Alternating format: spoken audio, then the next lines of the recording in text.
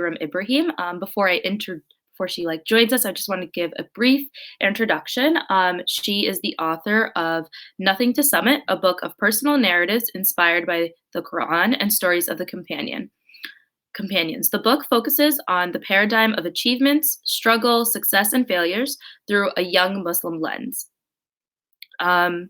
As a Muslim American Pakistani writer, author, and photographer, Irum's passion for storytelling is rooted in a desire to raise awareness of societal and cultural injustices in light of combating them. In January 2016, Irum began producing profile pieces for Huffington Post on artists and entrepreneurs of color who are breaking cultural barriers and deconstructing stereotypes. In March 2017, she produced her first short film documentary, Rays of Light, focused on the artistic abilities of special needs children studying in an inclusive school in Pakistan. Most recently, Irum published her debut book, Nothing to Summit, which became a #1 new release in Women in Islam on Amazon.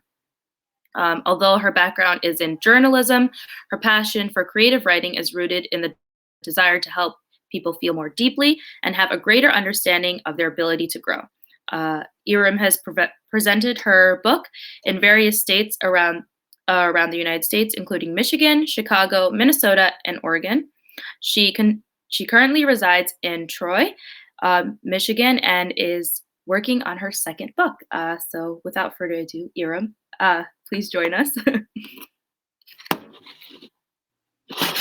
Assalamu alaikum, Salma. Thank you so much for that introduction. And thank you everyone who's joining in. I'm super excited to be talking to everyone, and it's such a pleasure to learn more about NIA Masjid here in Michigan. We obviously I didn't know about NIA Masjid before Salma told me, and I think that all of you are doing incredible work and such a strong community, and I'm very inspired from all the way here from Michigan. So thank you again, and mashallah to all of you.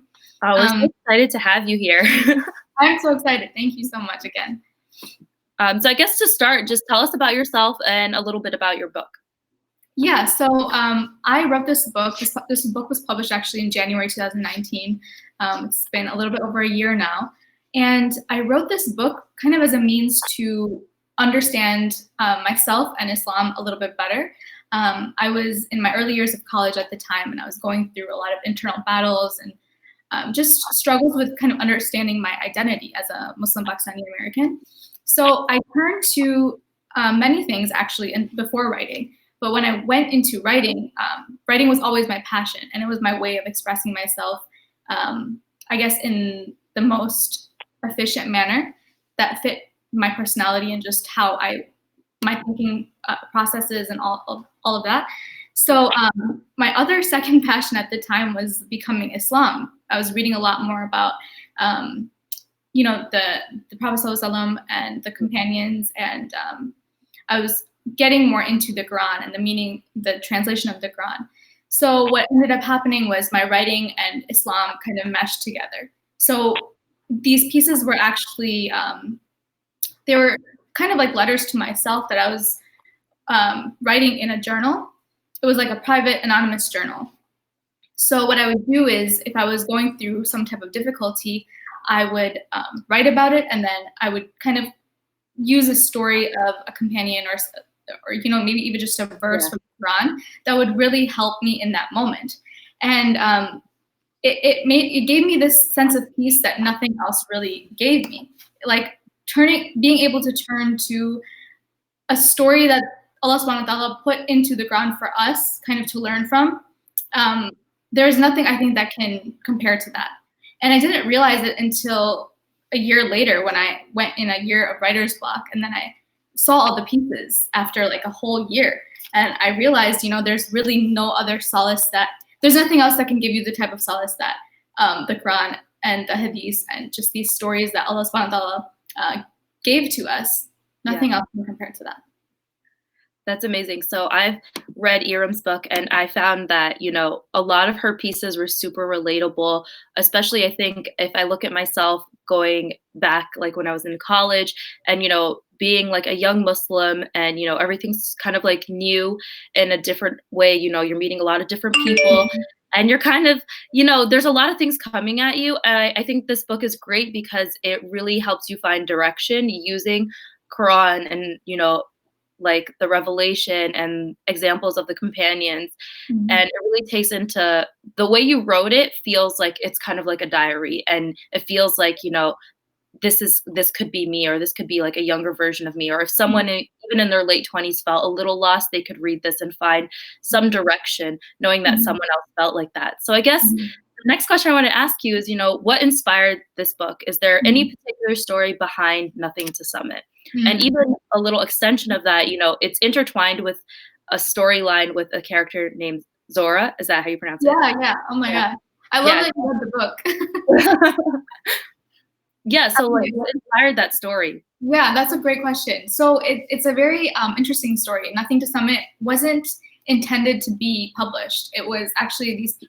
So for anyone who doesn't have a good idea of the book, it's a compilation of short essay pieces, and then there is a fictional story of this girl who's climbing a mountain, and that fictional story is kind of dispersed throughout the book in the beginning of each chapter, and there's 5 chapters.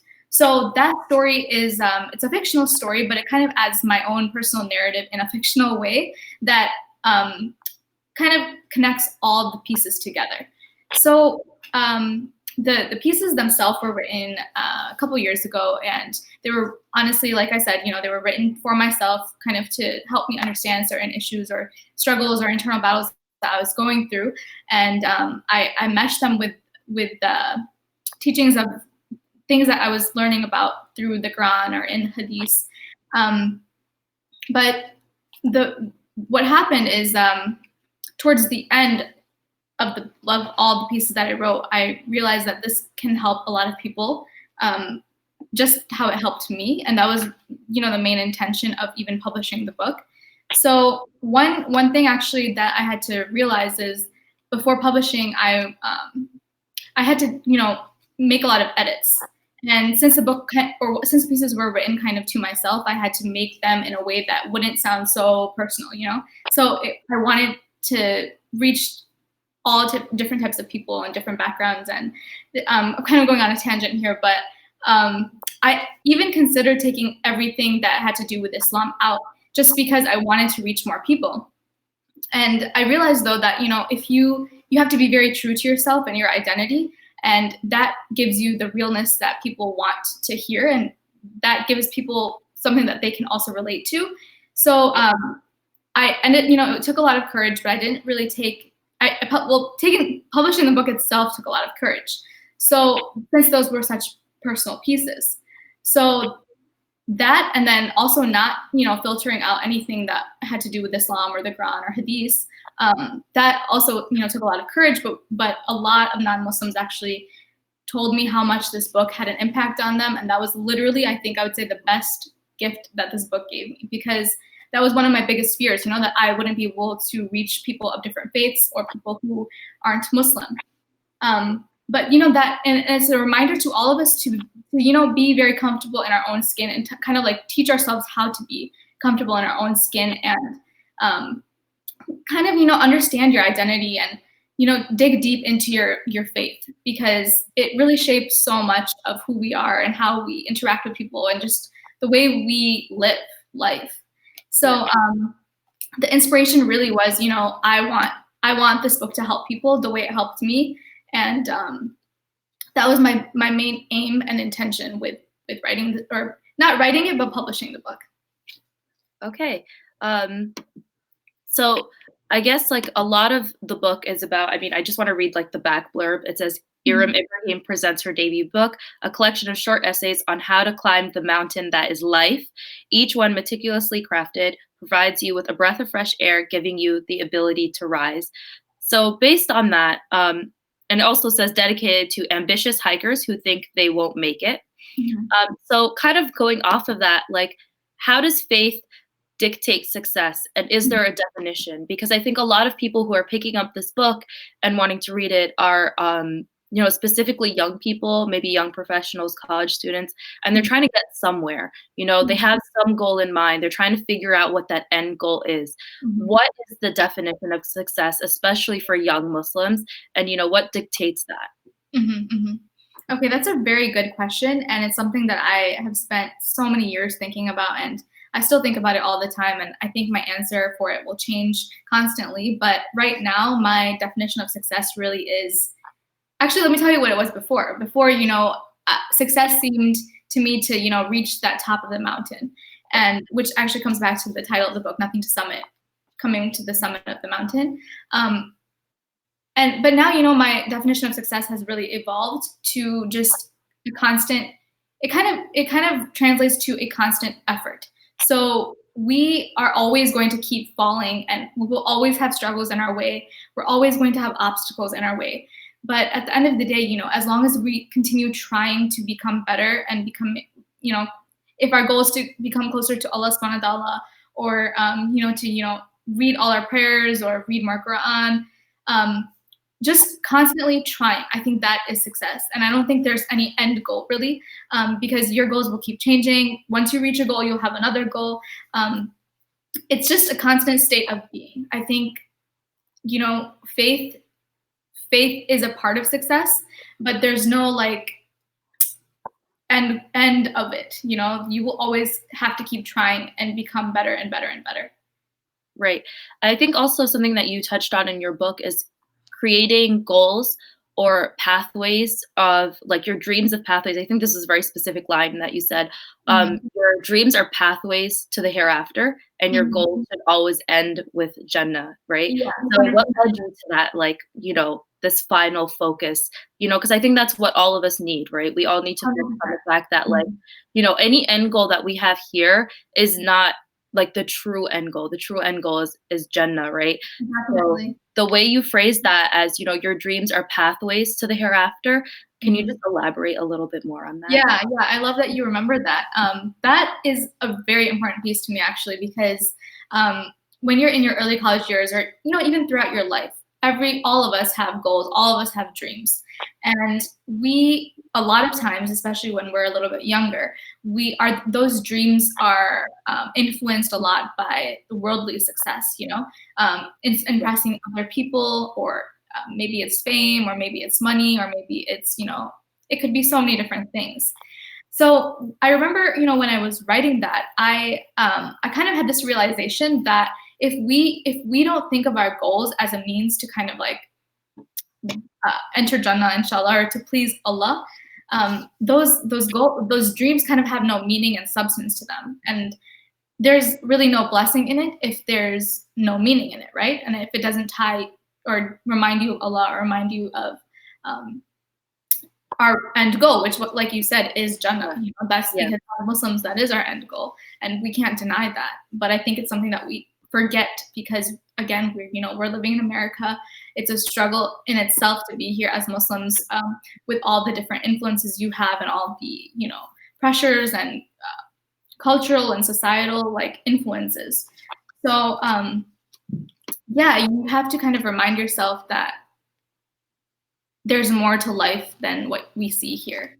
And these stories that we see in the Quran of these Sahaba and companions, that is really, I think can be such a turning point for people who are struggling, because these stories were made for us to kind of like learn that there's something greater and there's something more than what we can see here. Yeah, definitely. That was one of the points that really like kind of resonated with me. And kind of like based off that, we both kind of referenced that, the book was written when you were a little bit younger. Like I really related to it, thinking back a little bit a couple years ago. So I guess based off of that, like what advice would you give young Muslims, specifically girls and teenagers with really big dreams who are maybe struggling to find their way? What advice would you give them? Okay, great question. All of your questions, mashallah, are great, Salma. So for girls and actually even boys that are struggling, that are younger, I think one thing that goes past, just the goals and dreams that we have is kind of understanding our hearts and understanding that we will go through so many internal battles throughout life. Like there will be pain, there will be sadness, there will be a lot of hardship, there will be trauma, and something that I like to really encourage or share with people that are especially close to me is that make sure that your heart is always in, you remind your mind and your heart of that final destination, so that you can kind of let go of all the attachments that are preventing you from reminding yourself of that destination and end goal.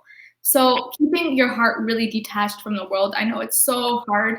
It's much harder said than done, but it's something that's kind of, again, like something that you have to work on constantly, and something that it is hard in the moment, but it's so worth it in the end. And I think, and I'm not saying that I'm there, but it's something that I also work on, and it's something that I think that all of us will be working on throughout our life.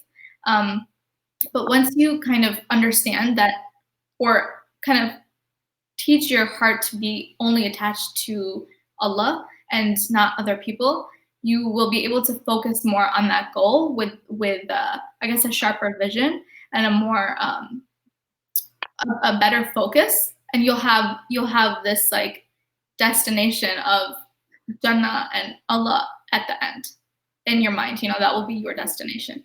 And so for girls who are really working towards this goal, I really want you to know that and really practice that. Like, you have to attach your heart to Allah, and that's it.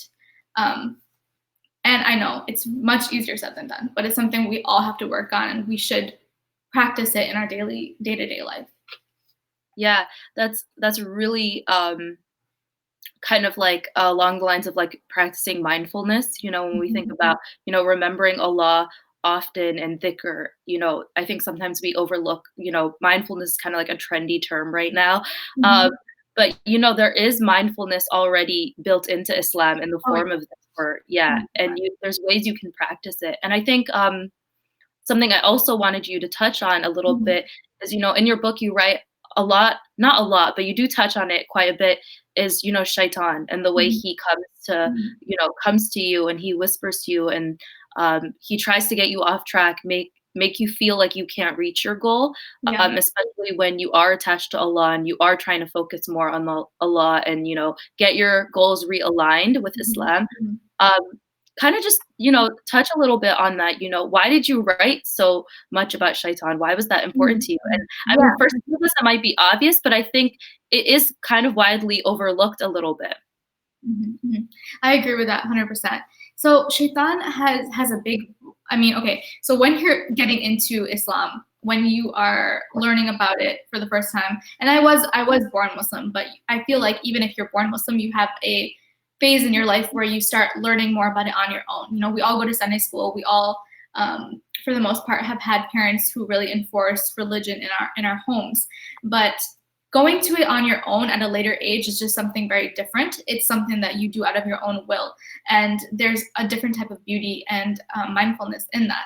So when I did begin to do that later in my late teens, early 20s, I was learning about, obviously, shaitan, because shaitan really does come at us from every direction. And it's, again, something that's very overlooked. Like, we are living in this life and we have whispers all the time. We are told you should do this, or you should feel a certain way, or is that person doing that to you, X and Y, whatever. And the thing is, when you're in college, you have a lot of freedom, and you have all these voices all around you. You have people who might not be the best influence that are around you, and you're really struggling to figure yourself out, your identity out, and your purpose in life. So I would write about it kind of to understand what's going on with me. So I would write about shaitan, and I would read about what the Quran says about shaitan, and what advice the Prophet ﷺ has given us about shaitan, and how to kind of like battle him. And writing about it for me would be kind of a sense of, it would be a way to find a solution. And it would be a way for me to, again, understand shaitan better, so that I can battle him better. Because you can only battle your enemy if you really know your enemy. Yeah. Okay, thank you for those reflections. I think now you're going to read a couple excerpts from your book. Yes, definitely. I have an excerpt right here from, it actually has a lot to do with the shaitan, so it's, I think, a perfect segue into this. It is on page 18. It's called The Greatest Shield. And I will read a little bit of this. When you're living in a world that forces you to defeat a particular enemy on a daily basis, life isn't quite so ordinary. There are always questions to be asked and answered, plots to be made, plans to be created, all in light of weakening and ultimately defeating that one enemy of yours, right? You try to figure out his ways. You search everywhere for some hidden clues to perhaps help you in your fight against Shaitan, the accursed whisperer. Every single day is a fight against the whisperer. Every single day you try to diffuse his whispers, weaken his strength, and build your own in the midst of it all. But how? You pray 5 times a day, give charity, and fast during Ramadan. You work on the pillars of your home. Sometimes, though, all of that is not enough. Your sincerity and your fear of God is lacking, and you don't know why. So you ask him for guidance and mercy as a desperate slave who's strayed from his master and become a slave of his nafs, or ego, instead. You've put yourself in such a mess, and now the only way out of it is through your search for the straight path. You ask him to open your eyes and your heart, not just to reflect, but to act by what you learned while reflecting. This is how we strengthen ourselves. Sometimes he, being the most merciful, inherently weakens the shaitan in the most simple yet profound of ways, like when we make the call for the prayer, or simply recite the words, A'udhu billah minash shaitanir rajim. I seek refuge in Allah and the accursed Satan. His help doesn't stop there, though. Of course not. God even quotes the shaitan in his book to let us know what his inner workings are. He tells us all about his sly techniques, tendencies, likes, and dislikes. The shaitan was talking to God privately, telling him how he intends to misguide us. In the Quran, chapter 7, verses 16 to 17, it says, Because you have put me in error, I will surely sit in wait for them on your straight path. Then I will come to them from before them and from behind them and on their right and on their left, and you will not find most of them grateful to you. Look at the profound wisdom behind this. God wanted us to know what mechanism the whisperer will use so that we can ultimately repel his whispers. After God rejects the shaitan and removes him from the presence of Allah, the shaitan responds, Then I will come to them right before them and right from behind them and on their right. And you will not find most of them grateful to you. This is how the whisperer intends to distance a person from Allah. The moment you find yourself being ungrateful and complaining, you know you've lost. And no, not just the battle against the shaitan, you failed in learning your lesson of thankfulness. The two go together. There's a little bit more, but I'm going to stop there. So this excerpt was actually, like I said, I was really going through that whole struggle of understanding shaitan and trying to battle him and reading about what the Quran says and what Allah has told us about him. And shaitan, again, comes at us from every direction, but we really have to make sure that we are doing our part in battling him and we are focusing on what we need to get done and how we need to stay on the straight path and keep our focus on Allah and our final destination. So I have a little bit of time here, so I will go ahead and read a second excerpt. So this one, if anyone listening has the book, this is on page 60, and this is titled Pursuit of Impact. And this is a shorter one, so I will go ahead and complete the entire piece. When I was younger, I would go to bed every night with a ceiling filled with glow-in-the-dark stars and a pounding heart that couldn't contain its excitement for all the dreams it was dreaming while looking up. I also had an optimistic, naive mind that thought nothing could ever impede my efforts to create an impact in the world and inspire people. Whether it was through using my hands, words, or vision, I knew I would do it somehow. However, as I grew older, I realized how easy it is to feel discouraged by failure and then unknowingly have your intentions altered. While we should be pursuing impact, we subconsciously begin vying for happiness, money, popularity, and so forth. Hedonistic pursuits. The search of impact is all about the people and places around you. It's the most selfless place you can be. If you study the life of Prophet Nuh alayhi salam, you'll find that he was on a long-term journey to spread a message, but what resulted was a paucity of progress. Only a handful listened to his call. When he encouraged them to ask for his pardon, they thrust their fingers in their ears and drew their cloaks over their heads. What did he do? He continued to preach the oneness of God without letting failure discourage him. He focused his dedication on the ultimate goal to please Allah, knowing that accurate guidance would only come forth into the hearts of followers through his will, Allah's will. The distressed and discouraged Nuh alayhi salam prayed for light to overpower the darkness he was experiencing. Despite his profusion of effort coupled with a lack of result, he became one of the most well-respected individuals in the history of Islam. Later prophets ensouled his story and aligned themselves to his legacy. When our Prophet ﷺ traveled to Taif and invited people to Islam, not a single soul took the Shahada. He was almost stoned. As he fled for safety, Taif's hands soaked up the blood from his sandals, from the stones that struck him. The entire journey was seemingly futile. He saw no impact, but in Surah Jinn, the 72nd chapter of the Quran, Allah told Rasulullah ﷺ that a group of jinn passed by him while he was praying, and each one took the Shahada. They became prominent preachers of Islam and converted many other jinn to the faith too. There is beauty in the world of the unseen, genuinely believing in it and understanding that there will be an impact in places that we aren't aware of. Sometimes we have to exhaust our potential while remembering that God will never burden us with more than we can bear. Recollect the inspiring thoughts and unbreakable ambition your younger self had while staring up at those glow-in-the-dark stars. Push through, break the boundaries, and don't settle for mediocrity. Allah subhanahu wa ta'ala tells us, and that there is not for man except that good, for which he strives, and that his effort is going to be seen. This is in chapter 53, verse 39 to 40. The result is never as important as the efforts we put into reaching it. So I hope you enjoyed those two excerpts. The second one actually was the full piece, and thank you so much everyone for listening and for your patience. I know those were a little bit longer, and I think, Salma, we should go on with the Q&A at this point. Yeah. So actually, we put in the public chat if there's any QAs, but it doesn't look like there's any questions right now. Okay. But Irum will be available on the NIA Masjid Instagram tonight at midnight if you guys would like to ask her questions there. If you guys have any questions ahead of time, we're definitely going to put it up. Oh, so we do have one question, and I was just getting to that.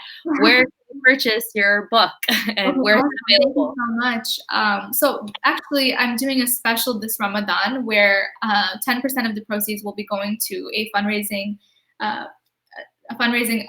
guess, cause that I'm working on for Yemen, building water wells. So if you would like to purchase a book, just DM me on Instagram and I will get that sorted out for you. If not, if you're not interested in donating at this time, you can also go to Amazon and search the book name and it will be available on there as well. Yeah, also, your book is available in some independent bookstores as well, I think. Yes, it is. Okay, yeah. So if so there's Warda Books. I think you can access it online for anyone who's in Singapore. You can also purchase it there, obviously, where the books is in Singapore. Barnes & Noble Online also has this book if you're interested in purchasing from there. But I generally recommend Amazon and Barnes & Noble Online for anyone in the US. As for anyone outside, Where the Books is really good. And you can always DM me for a copy. I'm always happy to sign it and mail it to you myself. So we will definitely put Irum's information in the public chat so everyone can get it. It will also be on our Instagram and Facebook, so you guys can reach out to her if you have any questions, and obviously to purchase her book, because what organization are you working with for the wells in Yemen? Okay, so it's with Muslim Aid USA, and the page is on LaunchGood. So I will also have more information about that on my page. So I'd be really excited if anyone is interested, because at this time, if you are interested in buying the book, the money will a percentage of the money will go to that fundraising event. That's amazing. Jazakallah khair for coming and joining us. It was a pleasure having you as part of Breaking Fast with NIA. Inshallah, we'll be back. I will definitely put all of Irum's information in the host chat. We're going to take like a 2 to 3 minute break, and then we'll be back with Adhkar at like 7:31, 7:32. Okay? Awesome. All right. Thank you so much, Mama. Take care. Welcome.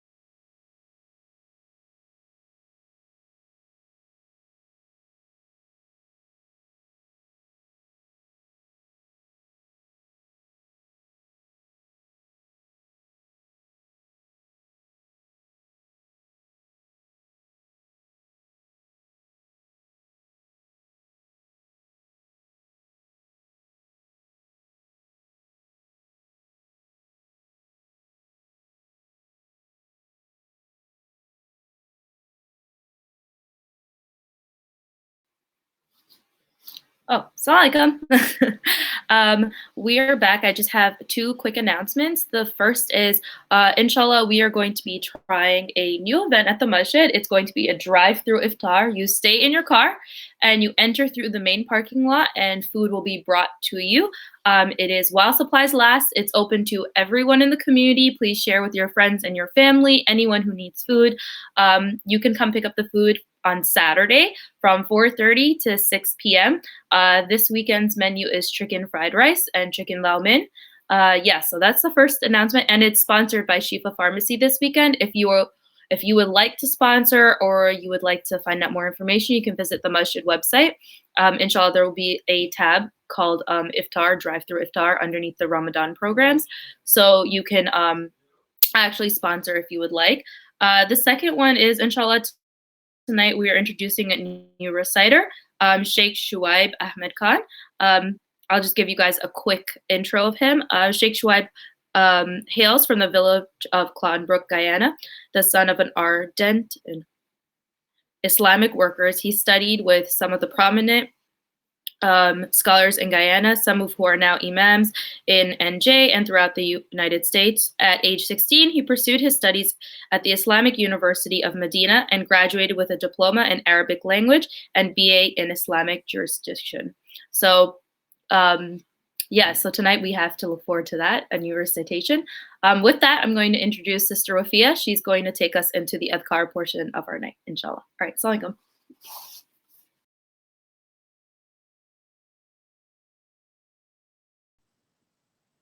Assalamu alaikum, guys. I'm here to do the evening adhkar with you guys. I'm going to be starting shortly. So let's see. We're going to start with the first one. أمسينا على فطرة الإسلام وعلى كلمة الإخلاص وعلى دين نبينا محمد صلى الله عليه وسلم وعلى ملة أبينا إبراهيم حنيفا مسلما وما كان من المشركين. We have entered the evening upon the true religion of Islam, and upon testification of purity of worship, and upon the religion of our Prophet Muhammad sallallahu alaihi wasallam, and upon the way of our forefather Ibrahim, who was upon the true religion of worshiping Allah alone, and he was not from those who associate others with Allah. So after I'm done saying the Arabic and the English, I'm going to say the Arabic one more time for you guys. أمسينا على فطرة الإسلام وعلى كلمة الإخلاص وعلى دين نبينا محمد صلى الله عليه وسلم وعلى ملة أبينا إبراهيم حنيفا مسلما وما كان من المشركين. We're going to move along to the next one.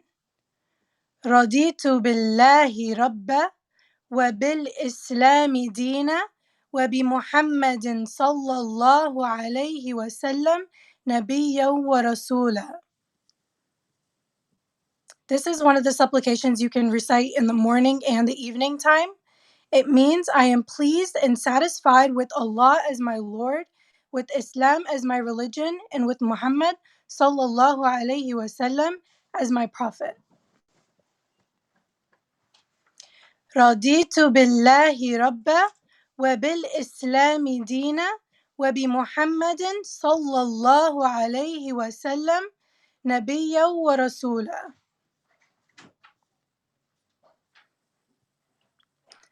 اللهم أنت ربي لا إله إلا أنت خلقتني وأنا عبدك وأنا على عهدك ووعدك ما استطعت. أعوذ بك من شر ما صنع. أبوء لك بنعمتك علي وأبوء بذنبي فاغفر لي فإنه لا يغفر الذنوب إلا أنت.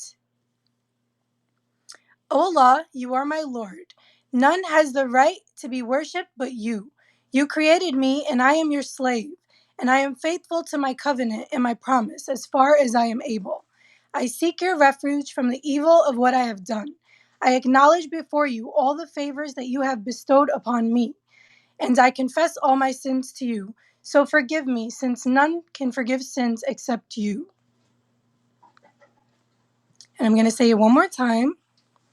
Allahumma anta rabbi, la ilaha illa anta, khalaqtani, wa ana abduk, wa ana ala ahdika, wa wa'dika mastata. أعوذ بك من شر ما صنع أبوء لك بنعمتك علي وأبوء بذنبي فاغفر لي فإنه لا يغفر الذنوب إلا أنت.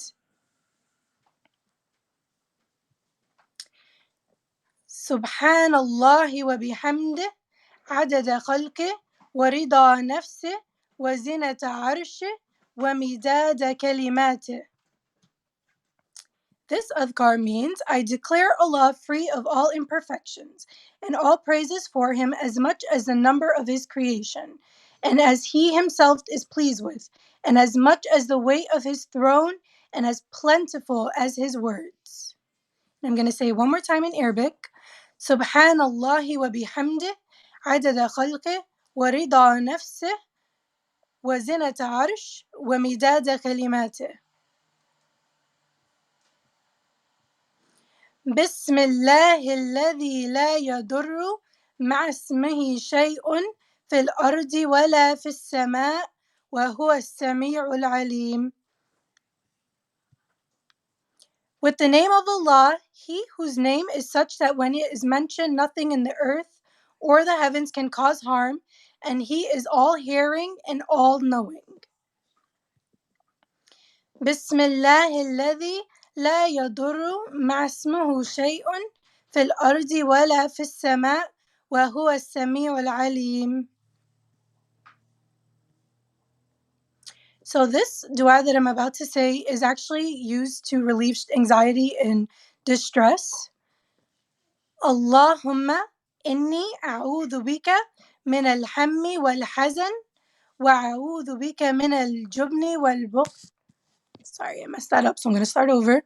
Allahumma inni a'udhu bika min al-hammi wal-hazan wa a'udhu bika min al-ajji wal-kasal wa a'udhu bika min al-jubni wal-bukhl wa a'udhu bika min ghalabati ad-dayn wa qahri al-rijal.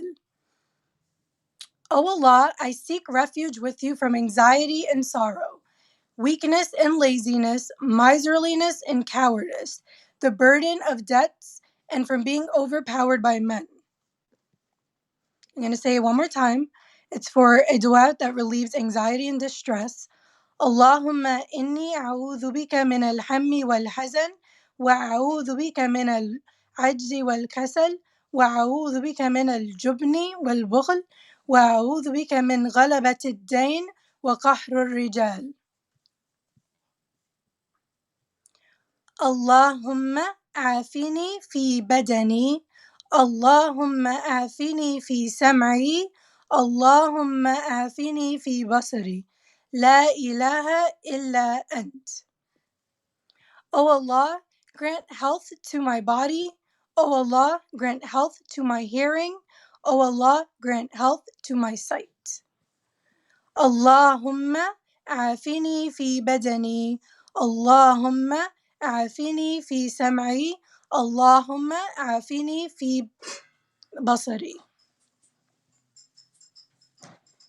يا حي يا قيوم برحمتك أستغيث أصلح لي شأني كله ولا تكلني إلى نفسي طرفة عين. O ever-living one, O self-subsisting sustainer of everything, by your mercy I beseech, rectify for me all of my affairs and do not entrust me to my own self for the blink of an eye. يا حي يا قيوم برحمتك أستغيث أصلح لي شأني كله ولا تكلني إلى نفسي طرفة عين. The next one is for the relief of all hardships. لا إله إلا أنت سبحانك إني كنت من الظالمين. There are none worthy of worship besides you. Glorified are you. Surely I am among the wrongdoers. And I'll say it one more time. لا إله إلا أنت سبحانك إني كنت من الظالمين. أعوذ بكلمات الله التامات من شر ما خلق. I seek refuge in the perfect words of Allah from the evil of which He has created. أعوذ بكلمات الله التامات من شر ما خلق. ربي إني ظلمت نفسي فاغفر لي. My Lord, indeed I have wronged myself, so forgive me. ربي إني ظلمت نفسي فاغفر لي. So if we can all say Surah Al-Falaq together. بسم الله الرحمن الرحيم. قل أعوذ برب الفلق من شر ما قلق ومن شر غاسق إذا وقب ومن شر النفاثات في العقد ومن شر حاسد إذا حسد. And now if we can all say Surah An-Nas together. بسم الله الرحمن الرحيم. قل أعوذ برب الناس ملك الناس إله الناس من شر الوسواس الخناس الذي يوسوس في صدور الناس من الجنة والناس. So I'm going to leave the next 2 or 3 minutes just for personal ibadah, and then we'll be breaking our fast together with a date and water. So let's just make some dua really quickly, and we'll be back here.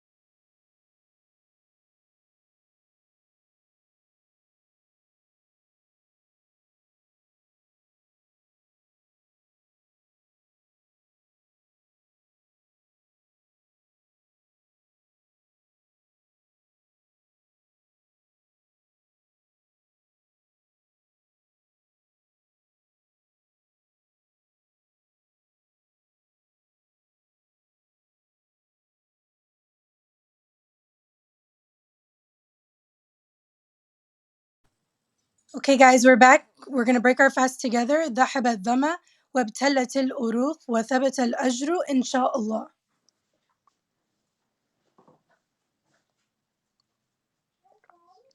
And we'll see you guys later on for Quran at 9:15. Assalamu alaikum.